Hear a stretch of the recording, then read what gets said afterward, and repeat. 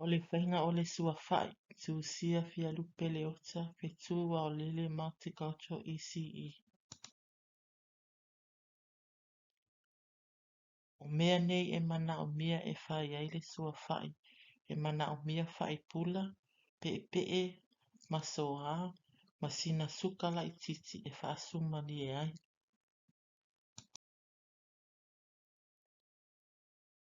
E mua o na fofo e whai, ma tuu i to tonu o le ulo, tuu i aini vai, ma whaati e tie i le o ngā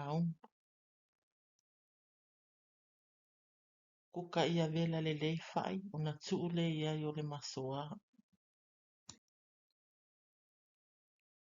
Sa saa i ai le pe e, ma ave i ai sina sukala i titi, e whaasuma li e ai.